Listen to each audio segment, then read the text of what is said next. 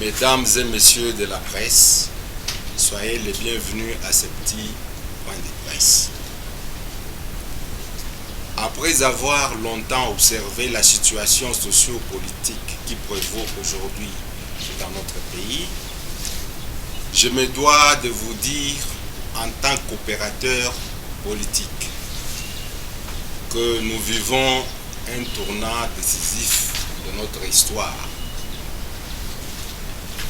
Ce moment décisif est marqué par une mutation d'un État chaotique, dépourvu des valeurs républicaines qu'a incarné pendant 18 ans le régime du président Kabila, vers un État appelé à devenir véritablement un État de droit, amorcé par l'avènement de l'actuel président de la République démocratique du Congo.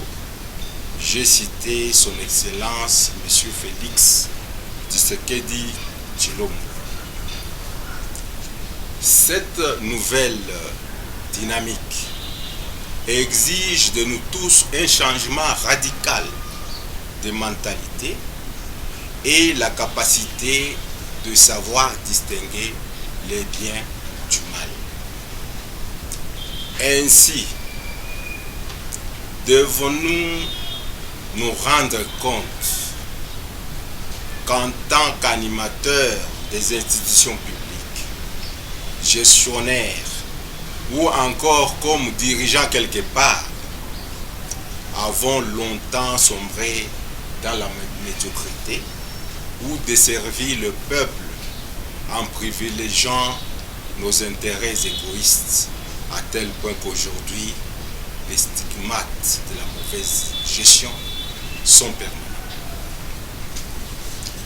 J'ose croire que c'est la raison pour laquelle le président de la République a décidé de briser la fameuse coalition dite FCC-Cash, qui constituait une pesanteur à tout envol, et a créé à la place ce qu'il a appelé l'union sacrée de la nation, qui s'avère être un pacte républicain entre le peuple et ses dirigeants en vue de concrétiser sa vision qui est celle de rencontrer les attentes du peuple congolais.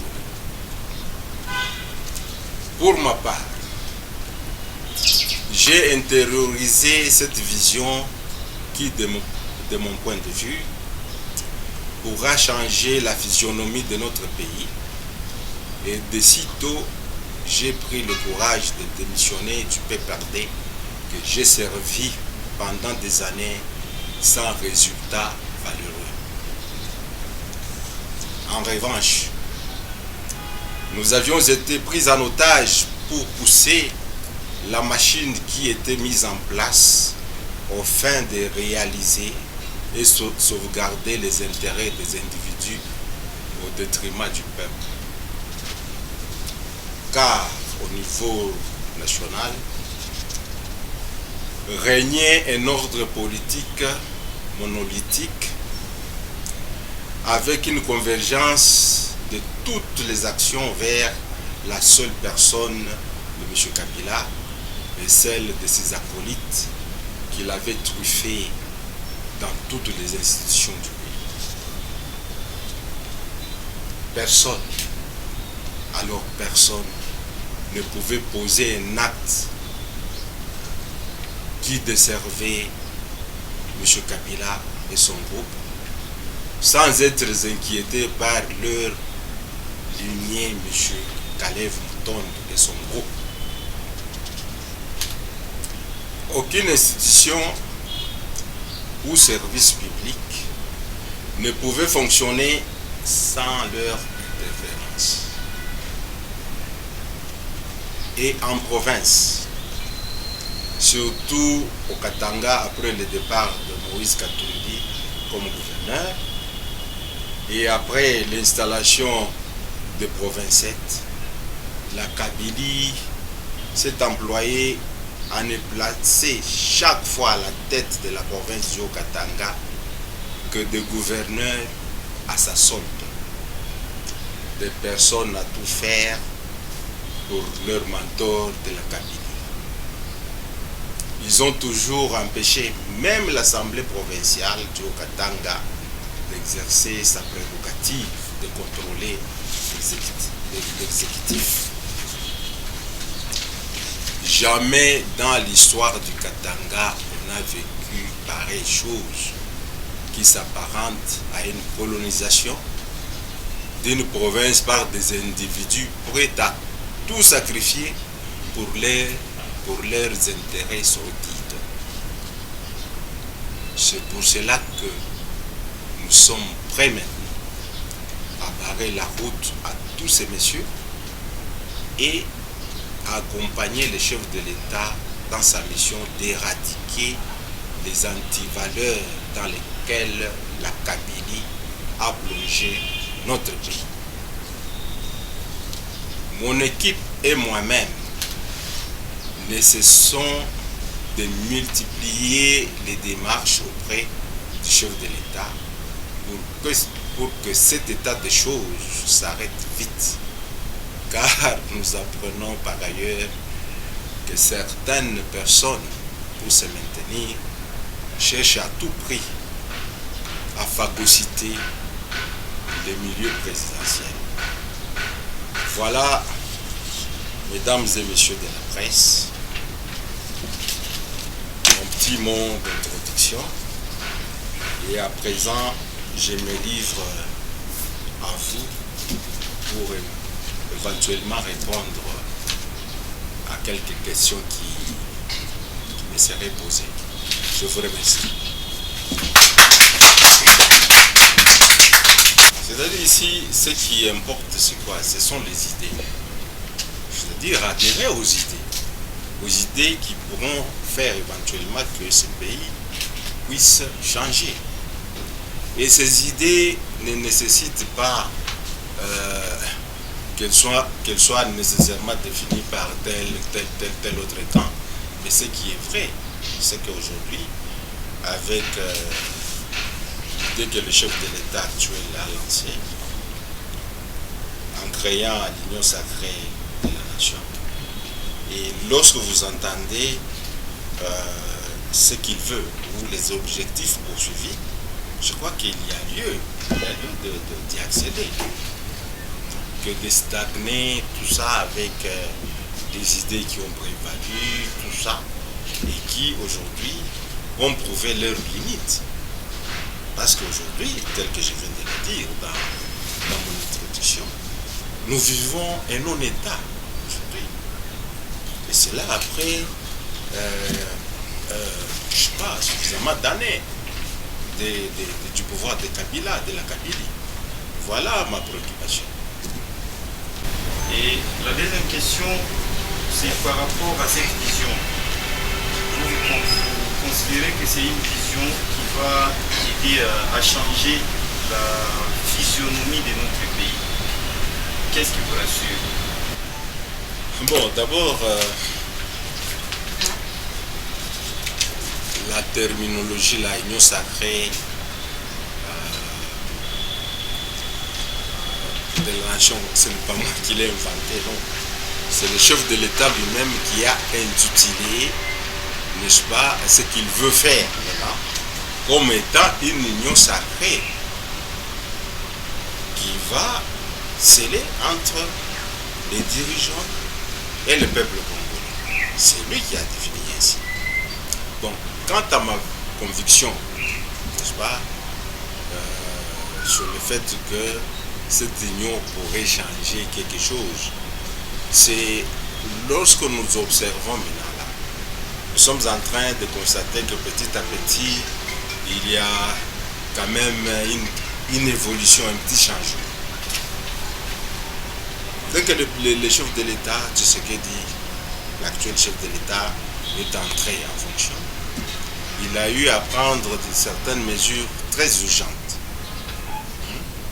en matière, dans tous les domaines, etc.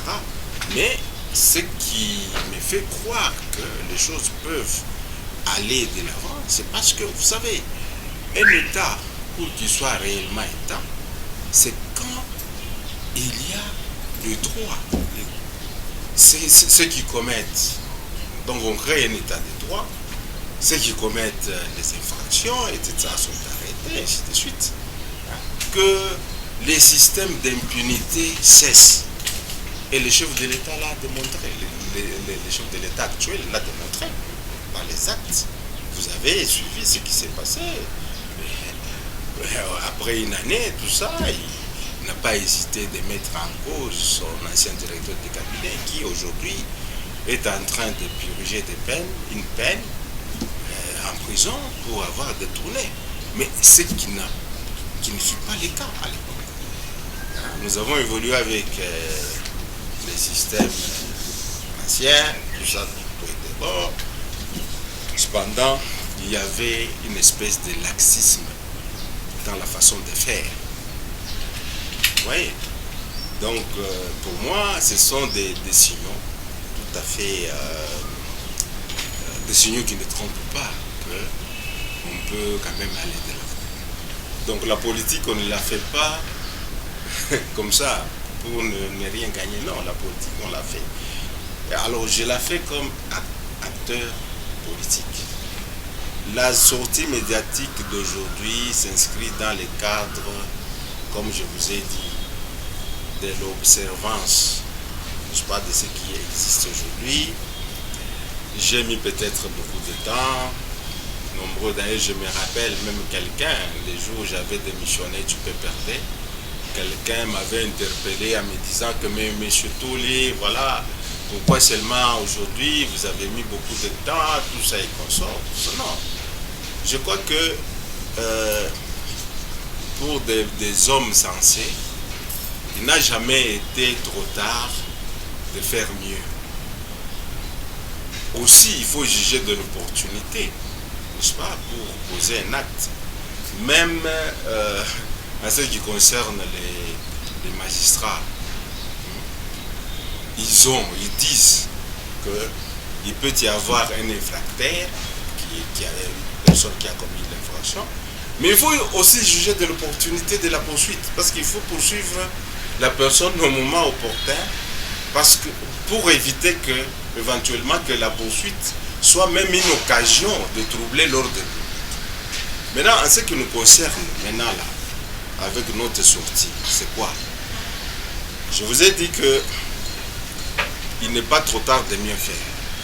J'ai quitté les PPRD pour des raisons, pour j'ai dit qui me sont propres, mais j'ai choisi aussi les moments où il fallait quitter. Vous voyez, parce qu'il ne fallait pas s'exposer.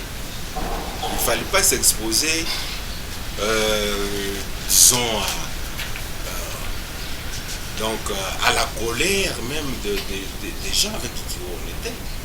Vous voyez ce qui s'était passé à l'époque, hein? Un passé récent, avec la sortie de Moïse du PPRD, tout ça, nous étions ensemble, lui, interfédéral, moi, fédéral. Lorsqu'il a parlé de pénalty et consort, tout ça, vous avez vu la suite. C'était vraiment toute la machine de la Kabylie s'était déployée sur lui, tout simplement pour avoir contredit quelque part. Bien qu'on soit tous Katangais, mais les Katangais ne sont pas condamnés à avoir une vision monolithique, comme je viens de le dire tout à l'heure. Non, quelqu'un peut le contredire, peut contredire le système qu'il y a. Mais vous avez vu la réaction. Et là, il s'agit de Moïse. Qu'est-ce que je serais si à son temps-là, moi aussi, je m'étais joint, n'est-ce pas, à ces oppositions-là, à l'époque où toute la machine d'oppression était présente. Je crois que je ne veux pas commencer à citer des personnes, des oppresseurs, tout ça, mais vous savez vous-même, vous êtes des journalistes, tout ce qui a prévalu lorsque le mandat de l'ancien président Kabila est arrivé à terme jusqu'à aujourd'hui. Vous savez tout ce qu'il y a.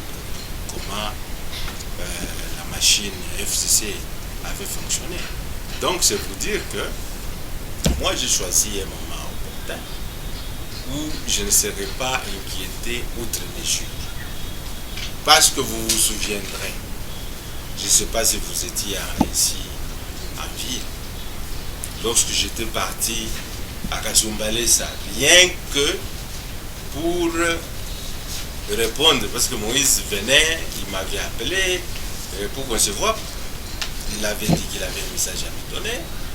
Député que j'étais, vous savez ce qui nous est arrivé. D'ailleurs, j'étais avec l'honorable Mumbagama, hein, avec l'avocat de Moïse et comment il s'appelle, le correspondant de RFI, là, Kamanda Muzembe. Je crois que vous aviez appris ce qui était arrivé à ce moment-là. Donc, il ne faut pas considérer que ma sortie médiatique aujourd'hui, c'est juste pour faire de beaux yeux à qui que ce soit. Non. Mais ce qui est vrai, l'heure est arrivée à sonner où nous devons maintenant nous dire de vérité en face. Et aujourd'hui, étant donné que l'actuel chef de l'État a mis fin à la commission UCCK, pensez-vous aussi que ce serait aussi opportun que l'on change l'exécutif provincial de Katanga? Ou sous-entendez-vous, en disant cela, qu'on devrait aussi changer au niveau de l'exécutif et dans votre dernier paragraphe, vous semblez avoir une inquiétude au sujet des éléments de l'ancien régime qui sera en train de phagocyter les milieux de la présidence. Vous nous explicitez un petit peu là-dessus. Bon, la première question a deux volets. Un volet qui met, en tout cas de mon point de vue, un volet qui m'est destiné.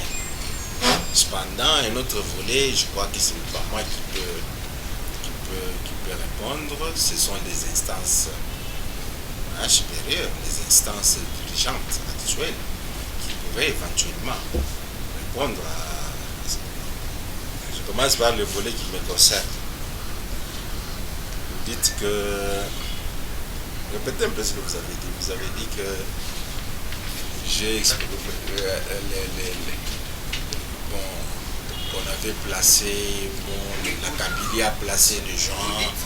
Oui, je répète, après l'installation des provinces, la Kabylie s'est employée à les placer chaque fois à la tête de la province du Haut-Katanga que leur assesseur. Voilà. Et je confirme, n'est-ce pas, mon assertion.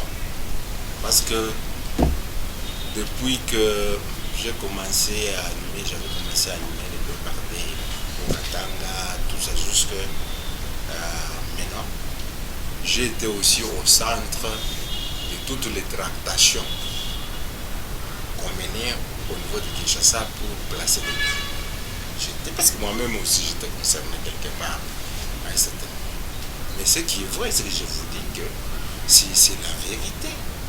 Parce que ce qui s'est passé avec la Kabylie, tout ça, les gens, quand je parle de la Kabylie, bon, moi aussi peut-être je faisais partie. Hein?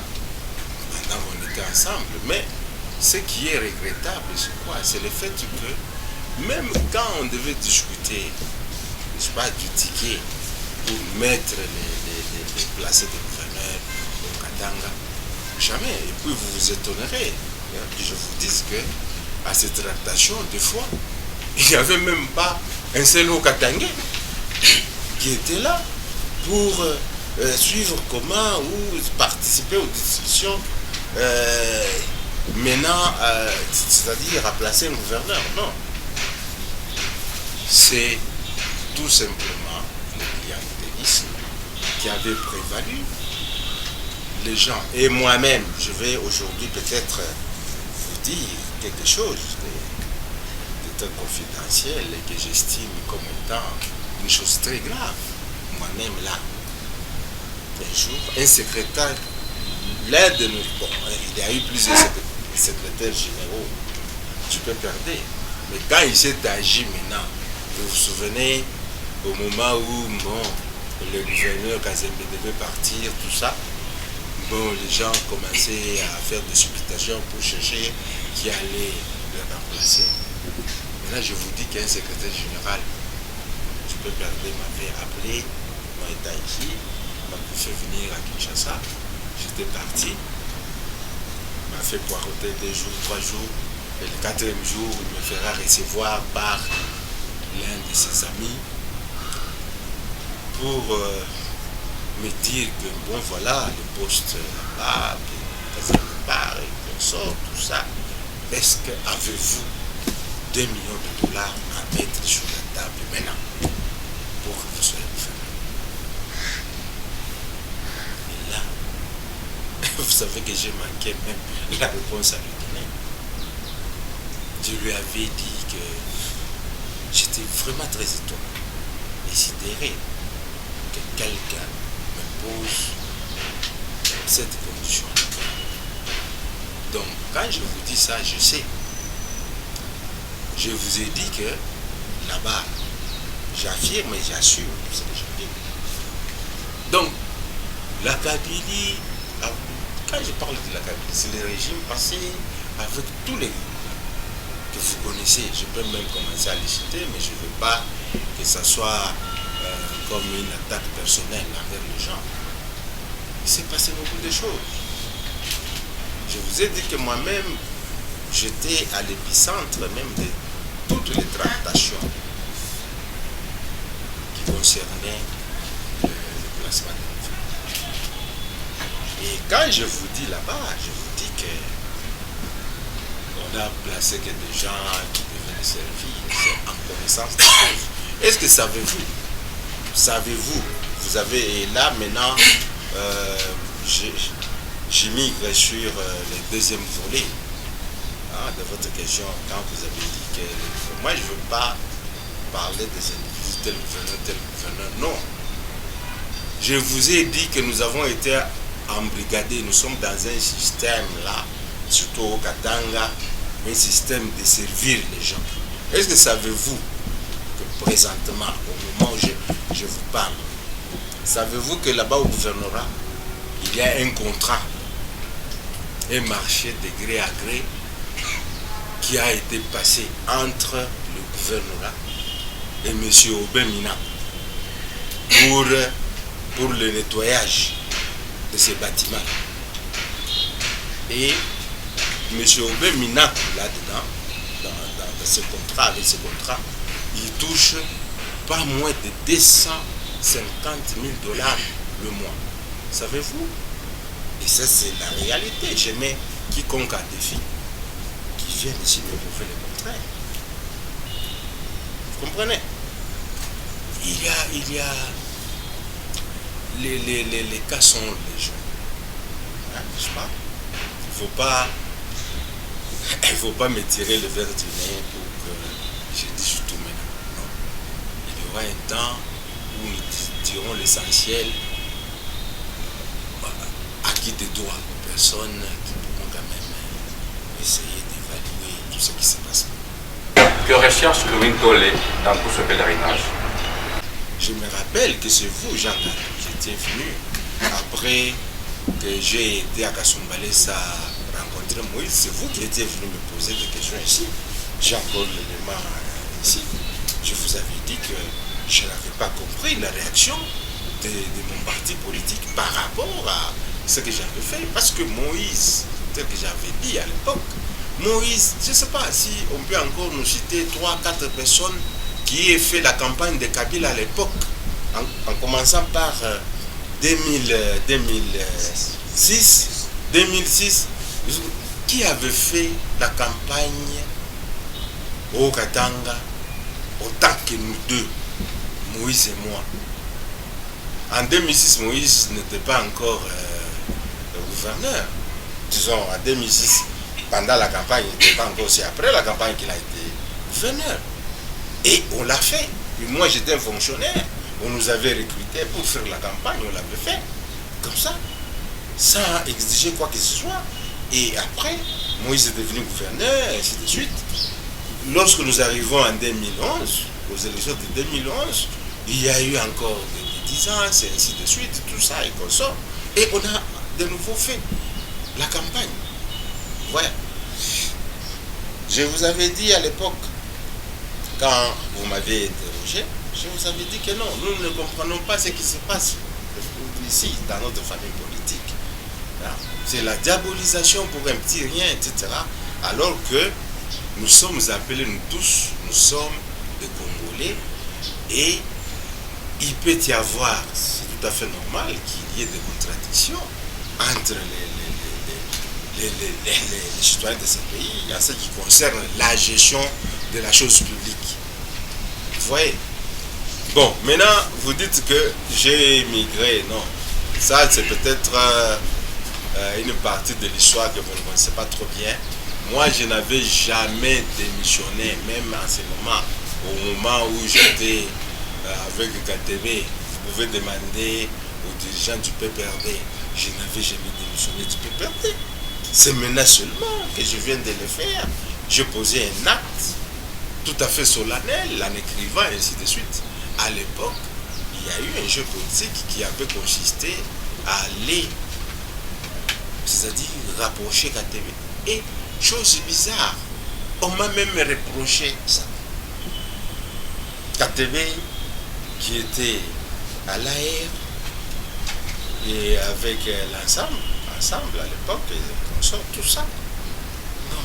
Qui l'a amené? C'est moi.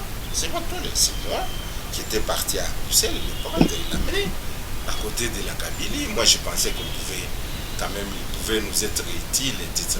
Mais malheureusement aussi pour lui, il a été utilisé momentanément pour, je ne sais pas, essayer de casser la mouvance de l'ensemble à l'époque. Bon. Et puis, il a été jeté au rencard.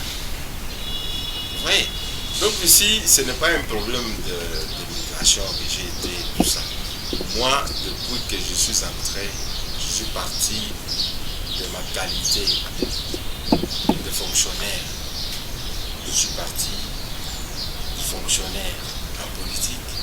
C'est maintenant seulement que je viens de démissionner du peuple. Donc, tout ce qu'on m'accusait là-bas, c'était des alibis. Il a été avec Moïse, et ceci, cela, tout ça.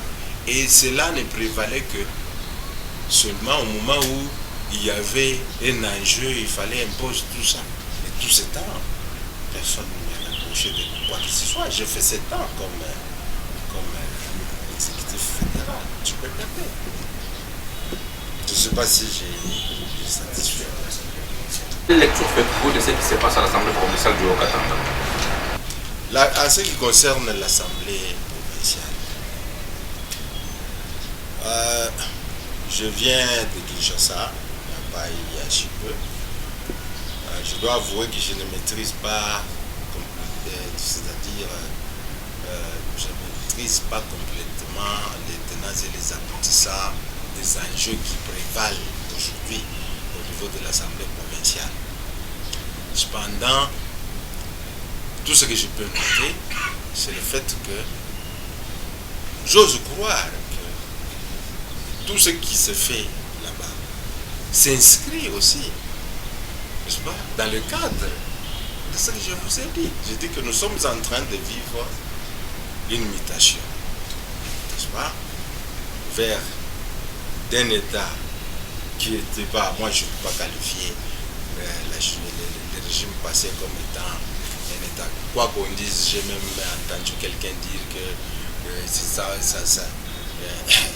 le régime là a fait en sorte qu'il y ait une passation pacifique, n'est-ce pas, du pouvoir, tout ça, mais une passation pacifique. Comment ça? Parce que les régimes s'étaient arrêtés. M. Kabila avait arrêté avec la fin de son mandat. Non. Mais il a continué. Il a continué. Donc de 2016 jusqu'à, je sais pas, en 2018, là-bas, le forcing et ce qui s'est passé, c'est parce qu'il y a eu une pression tant nationale qu'internationale, que l'homme a été obligé de céder. Ça c'est connu. Moi, j'étais dans le système, non? Donc, bref, ce qui se passe aussi là-bas, pour moi, je pense que c'est un problème, c'est les renouveaux. Dorénavant, nous allons commencer à dénoncer. Nous allons commencer par les dénonciations, etc.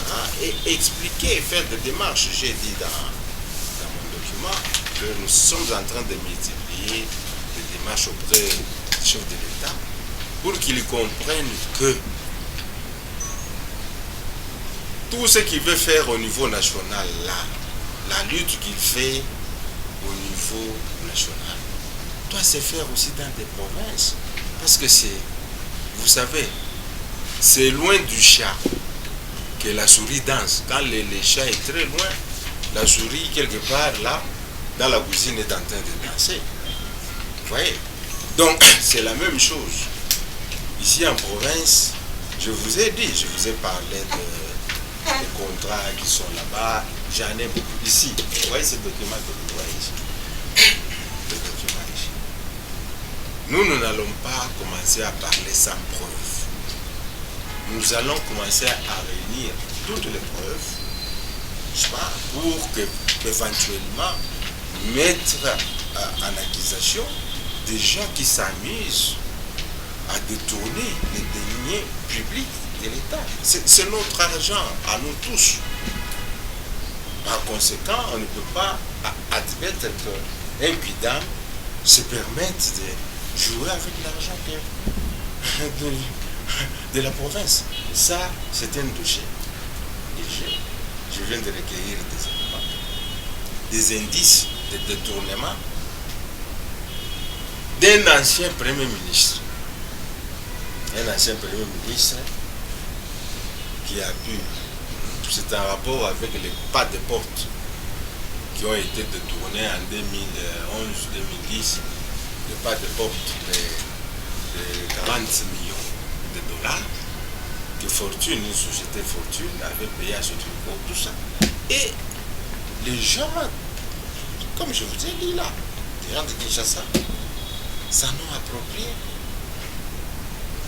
Aucune rétrocession, alors que le même dans les codes miniers passaient là-bas. La clé de répartition était claire dans ce code là-bas. Il y a une quantité pour, je crois que c'est 15%, je ne sais pas combien que je vais encore filer.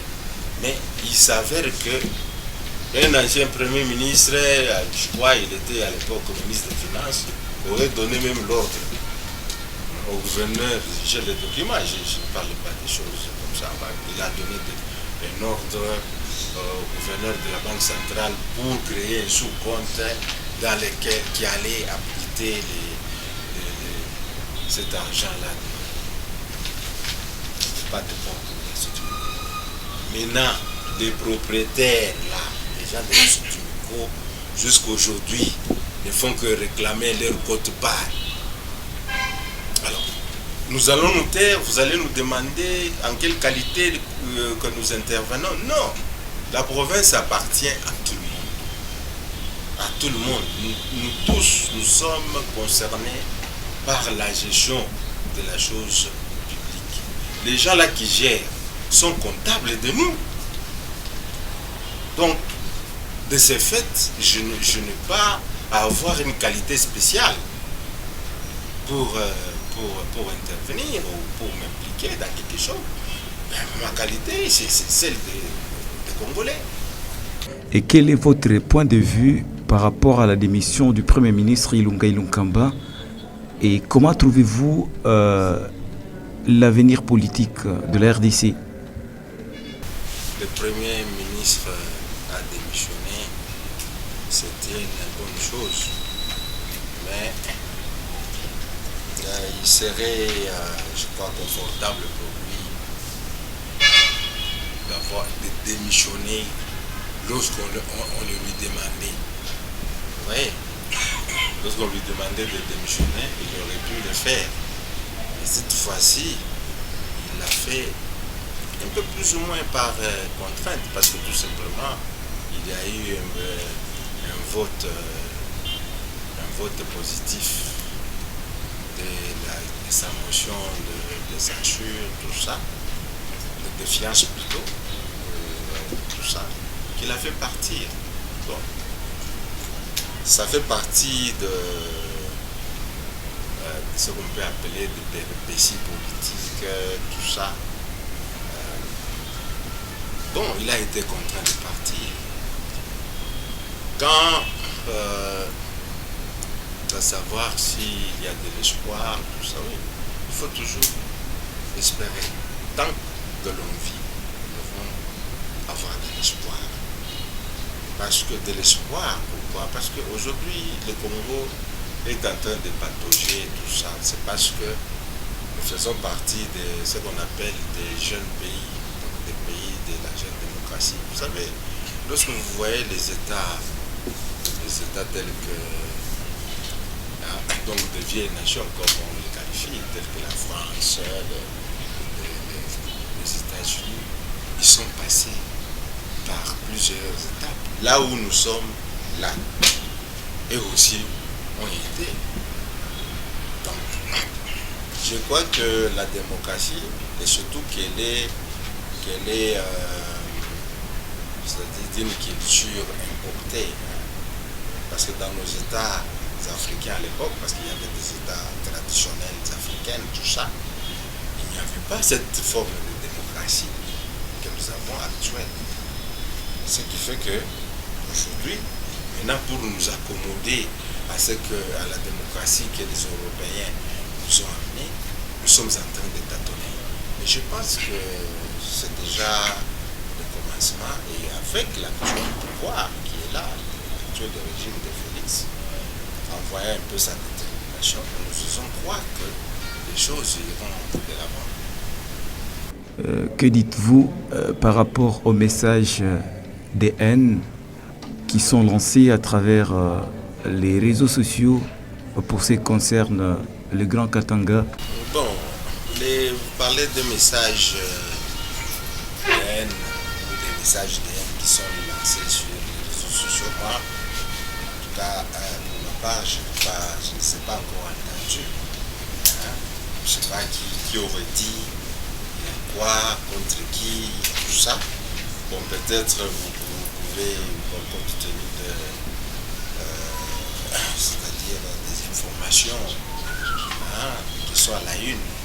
Il y a eu la brèche du pasteur Munda, tout ça, parce que finalement c'est ce qu'on a pu présenter comme étant un discours de la haine qui lui a valu même une arrestation et comme ça, tout ça.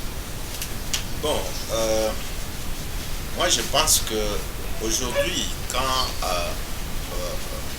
nous avons dit d'ailleurs, c'est ce que les chefs de l'État disaient depuis aujourd'hui, n'est-ce pas? Nous sommes à une ère de la démocratie. Quand on parle de la démocratie, la démocratie implique aussi la liberté d'expression. Chacun est libre d'exprimer ses idées, ce qu'il pense. Mais je ne pense pas que, par exemple, si aujourd'hui il y a certaines personnes qui commencent à distiller des discours de nature à dire qu'ils veulent l'indépendance du Katanga et qu'on sort, patati patata, tout ça, que cela soit commué en discours de la haine. Non, c'est-à-dire ce sont les idées que les gens ont. Maintenant, il faut en débattre.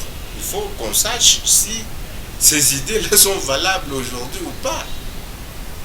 Parce que vous savez, même certaines dispositions de la charte, tout ça, parlent de l'autodétermination, n'est-ce pas, tout ça.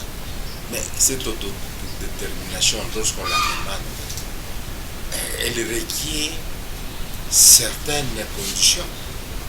Est-ce qu'aujourd'hui c'est faisable? Moi je pense que non. Parce que le discours là de dire bon, on va couper les Katanga, on va faire tout ça, c'est dû à quoi? C'est suite à quoi qu'on doit se comporter comme ça? Il y avait ici, moi je ne comprendrais pas qu'aujourd'hui que certaines personnes puissent commencer à entreprendre des démarches tout à fait contradictoires par rapport à ce qu'ils prêchaient avant. Aujourd'hui, qui a découpé les Katanga? Aujourd'hui, qui a découpé les Katanga? C'est eux, c'est qui est au pouvoir. Il y avait le président de Katanga où la République, les problèmes de découpage a été posé, a été voté, nous avons voté une loi au Parlement, tout ça, consacré par une loi, la Constitution d'abord, et ensuite une loi organique a consacré le découpage et on l'a matérialisé. Qui est au pouvoir? C'est Joseph Kabila qui était ministre ministre de l'Intérieur.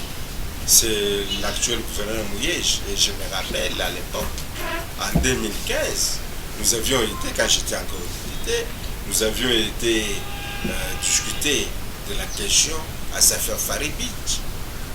Il y avait des camps qui s'étaient formés, il y avait ceux-là qui soutenaient le découpage et d'autres qui refusaient, etc. Mais il s'était fait que malheureusement, nous ne soutenions pas à l'époque le découpage, mais les camps qui soutenaient le découpage à l'emporter sur nous qui n'acceptions le découpage. Maintenant, aujourd'hui, parce que Kabila n'est plus au pouvoir, parce que les choses commencent à se compliquer, c'est pas quelque part, dans les chefs de ceux-là qui arrivent au pouvoir, qu'il faut commencer à rétropédaler, en cherchant à entraîner la population dans cette histoire de découpage, disons d'union, tout ça. On parle d'union, oui, c'est une bonne chose. Bon, l'esprit Katangais, c'est une bonne chose. Qu'est-ce qu'on peut en faire présentement face aux réalités constitutionnelles qui existent?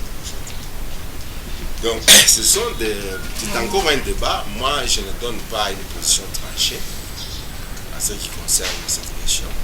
Mais c'est une question qui peut faire l'objet d'un débat. On peut en débattre. Je vois ici les gens qui viennent, les députés nationaux, je sais pas, qui viennent de partout, au Katanga, tout ça, parler de tout ce que vous dites là-bas, tout ça. Tout en désertant même leur circonscription, quelque part, tout ça, ils viennent. Pourquoi on veut tout faire seulement au Katanga? Le Haut-Katanga, pour moi, ne doit pas être un champ d'expérimentation de toute politique. Le Haut-Katanga connaît une forme d'insécurité qui ne dit pas son nom. Comment trouvez-vous cette situation? Il y a aussi quand même une part de responsabilité de ceux-là qui dirigent la province, qui dirigent la ville, qui dirigent les communes, qui dirigent les quartiers. Je crois que c'est tous ces gens-là qui sont dans la pyramide des décisions doivent être interpellés. Je pense. Ce n'est pas une affaire seulement du pouvoir central, du gouverneur, c'est le pouvoir central, les gouverneurs, les maires de la ville, les bourgmestres, les chefs de quartier, ainsi de suite. Oui. Mais ce qui m'a toujours étonné dans toutes ces situations, c'est quoi? C'est que je n'ai jamais appris que les instances, par exemple au niveau de la province, même le gouverneur ait tenu une réunion, parce que les gens confondent tout le temps. Quand on parle du Haut-Katanga, on voit seulement la ville de Lubumbashi, Likasi, tout ça. Non, le Haut-Katanga ne se limite pas. La ville de Lubumbashi, c'est le chef-lieu. Mais le Haut-Katanga est composé des territoires, d'abord, 6 territoires que vous connaissez. Mais je n'ai jamais appris que le gouverneur a tenu une réunion, même, en tout cas, à moins que je me trompe, même une seule réunion avec les administrateurs des territoires. En tout cas, ça, je ne l'ai jamais appris. Je ne l'ai jamais